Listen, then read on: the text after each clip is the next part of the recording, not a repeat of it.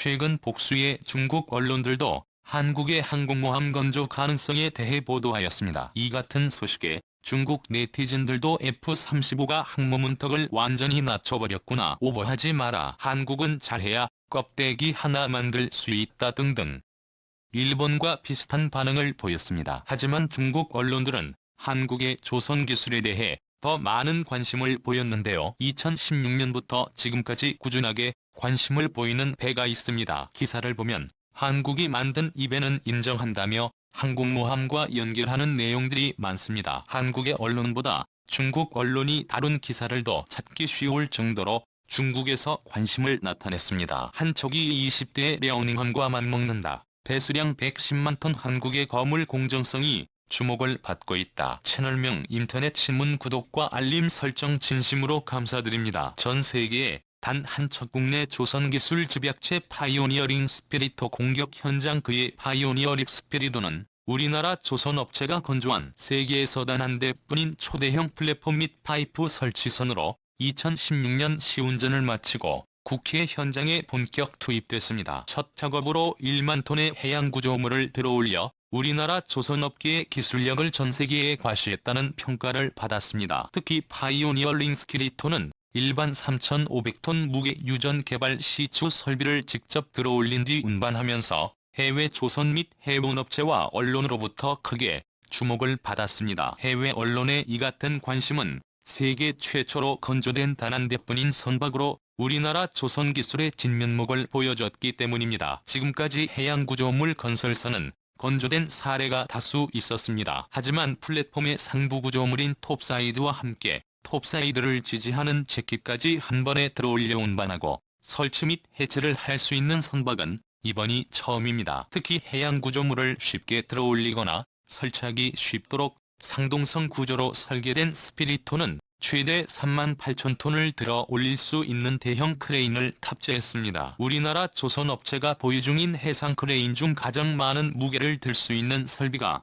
1만 톤에 불과하다는 점에서 선박의 규모와 기술력을 유추해 볼 수 있습니다. 스피리토는 폭 123, 길이 380m로 항공모함 중 가장 큰 임의 취급 항모인 US 웰스 조지 부시보다 각각 46m가 더 넓고 긴데요. 특히 세계에서 가장 큰 화물선으로 기네스북에 등재된 자료 바이킹이 길이 458m, 넓이 688, 유기물 미루어 볼 때 길이는 76 짧지만 넓이는 약 50여 미터가 됐습니다. 이 같이 거대한 공정선을 중국 언론에서 주목하는 이유는 대척점 신호의 쌍동선 구조 110만 톤이 넘는 만재 배수량과 3년 만에 완성한 건조 속도 그리고 50여 개의 항공모함 건조 기술이 접목되어 있기 때문이라고 합니다. 중국 언론의 내용을 정리해봤습니다.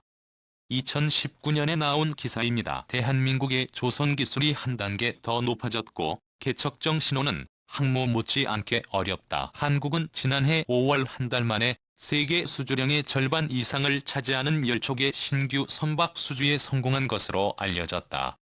한국 경제의 발달 뒤에는 조선업도 있었다. 최근 한국이 개발하고 건설한 거대한 쌍동선은 한국 조선 기술을 누구도 따라올 수 없는 새로운 수준으로 끌어올렸다. 2011년 한국의 대우조선소는 쌍동선을 만드는데 3년밖에 걸리지 않았으며 금까지 세계 최대 3동선 엔지니어링 선박이다. 이 배는 개척 정신보다 해상 석유 및 가스 파이프라인과 운송을 위한 대형 해양 플랫폼을 구축하는 데 사용된다.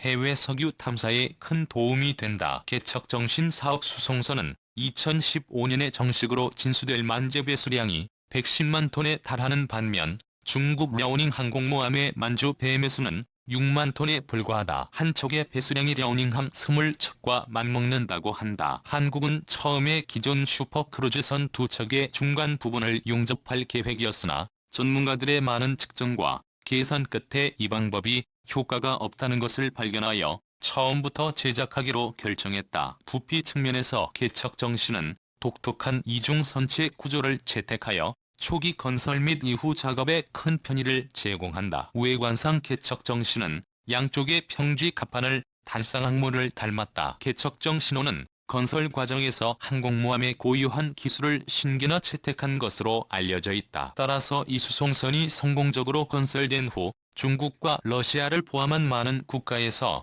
쌍동선 수송선을 만들 생각을 하고 있다. 만약 그것이 항공모함으로 개조될 수 있다면 300대의 스텔스 전투기를 수용할 수 있는 능력을 갖추게 될 것이며 각 방위 2개의 비행갑하는 함재기량과 함재기의 이착륙 효율성에 큰 도움이 될 것이다. 항모에 버금갈 정도로 건조가 어려운 이 해상 거리는 대한민국의 조선 능력을 충분히 과시할 수 있을 것이다. 2020년에 나온 기사입니다. 해상 헤게모니로 알려진 항공모함은 일반적으로 군명 중형과 슈퍼캐리어로 나뉘며 무게는 약 3만에서 8만 톤이다. 오늘날 세계에서 가장 큰 항공모함은 미 해군 소속의 니미츠급 항공모함으로 무게는 8만 톤 이상이다. 일반적으로 보통 선과 항공모함의 손수 차이는 비교가 안 되지만 지금은 항공모함을 훨씬 초과하는 톤수를 가진 민간설이 있다. 이 민간 선박은 개척정신이라는 이름의 산업용 수송선으로 더 파이프라인 건설과 해양 플랫폼 운송을 주 목적으로 하며 제조업체는 세계에서 2번째로 큰 조선소인 대한민국의 대우조선소이다. 개척정신 호위 먼저 배수량은 무려 110만 톤으로 미 항모포드 호위 10배에 이른다. 배수량만 따지면 이 배가 압도적이다. 이 같은 다통군 민간선은 항구 한 척 못지않게 건조가 쉽지 않은데도 대우조선소는 그것을 만들었을 뿐만 아니라 매우 빠르게 만들었다. 그리고 데이터에 따르면 선박의 톤수가 엄청날 뿐만 아니라 갑판 13개 손실 2만 88개 특수강과 같은 항공모함 특화기술 50개를 보유하고 있어 제조 난이도가 일반 선박보다 더 높은 수준임을 보여준다. 대우조선은 항공모함 같은 데를 3년 만에 건조해 어떤 보완기술을 썼는지 이 기술들이 항공모함 제작에 가능한 것인지 궁금해진다. 독특한 이중선체 구조는 항공모함의 새로운 구조 개념을 제공한 이 개념이 실현될 경우 항공모함은 최소 200대의 함재기를 탑재할 수 있으며 최형은 2배로 증가해 해상 전투 능력이 크게 향상된다. 배수량 제조 시각 및 선체에 대한 개척 정신호의 주요 돌파구는 항공모함 개발에 대한 참조와 새로운 아이디어를 제공했으며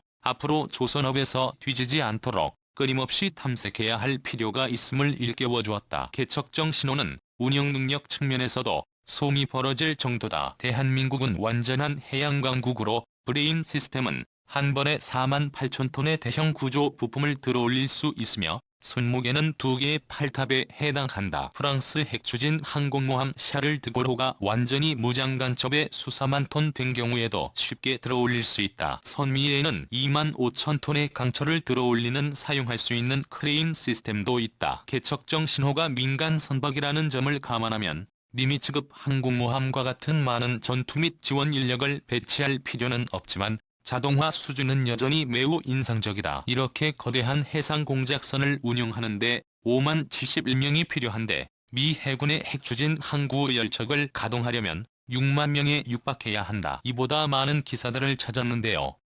내용이 비슷할 정리했습니다. 대부분의 내용이 한국의 조선 기술은 이미 슈퍼캐리어급 7만 톤급 이상 항공모함도 건조할 수 있다는 뉘앙스를 풍기고 있었고 그 기술을 부러워하고 있었습니다. 중국은 자신들의 조선 기술이 한국, 일본과 나란하다고 하지만 누구나 알고 있는 것처럼 수주량에서부터 수주되는 선박의 종류를 볼 때 기술력의 차이는 극명합니다. 정부가 항공모함 도입 사업에 팔을 걷어붙이고 나선 이유는 표면적으로는 북한과 주변국의 핵위협 양상 변화 때문입니다. 북한은 신형 탄도 미사일과 대구경 방사포를 개발해 실전에 배치하고 있고 중국과 일본은 항공모함을 위해서 한 척씩 도입하며 군사력 증강에 박차를 가하고 있습니다. 특히 일본의 항공모함 도입에 적극적으로 대처해야 한다는 대통령의 강한 의지가 항모 도입 사업의 강력한 추진력으로 작용한 것으로 알려졌습니다. 즉 이번 항구는 대일용도 성격이 짙다는 것입니다. 하지만 일부 군사 전문가들은 어림없다고 이야기합니다. 3만 톤급 경항모로는 일본을 견제하기 불가능하다는 의견인 것입니다. 사실 일본은 세계 최초로 항공모함에 실전 배치한 나라입니다. 그 전에 미국과 영국에서 상업성이나 순양함을 개조해 항공기의 이착륙이 가능하게 만들었고 1919년에 영국 해군의 HMS 호미즈가 세계 최초로 진수됐습니다. 하지만 처음부터 항공모함으로 설계돼 실전 배치된 것은 일본의 쇼함이라고 합니다. 일본은 2018년 이즈모와 가가 등 운영 중인 호위함 대첩을 항공모함으로 개조시키는 법안을 승인했습니다. 현재 일본은 자국의 최대 호위함 이즈모를 항공모함으로 개조하고 있습니다. 이는 80년 만에 등장한 일본 항공모함으로 어쩌면 일본 군국주의 부활을 알리는 것입니다. 이즈모함은 러일 전쟁의 주역이며 개조 준비 중인 카가항은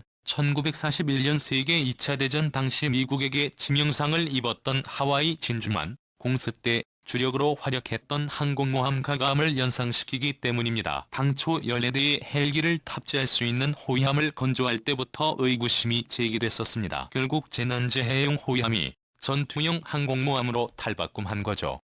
항공모함은 대표적인 원거리 공격무기입니다. 대규모 화력을 먼 거리에 있는 적의 영토 바로 코앞까지 전개할 수 있기 때문입니다. 따라서 이런 무기를 보유한다는 건 일본 평화헌법의 정신에 위배되는 것입니다. 전쟁 가능 국가로의 변신을 통한 일본의 군사대국화는 중국과 러시아 등 동북아 주변국의 군사적 긴장감을 높이며 주변 정세를 불안하게 만들고 있습니다. 대한민국도 일본에 다시는 지지 않기 위해 최선을 다해야 할 것입니다.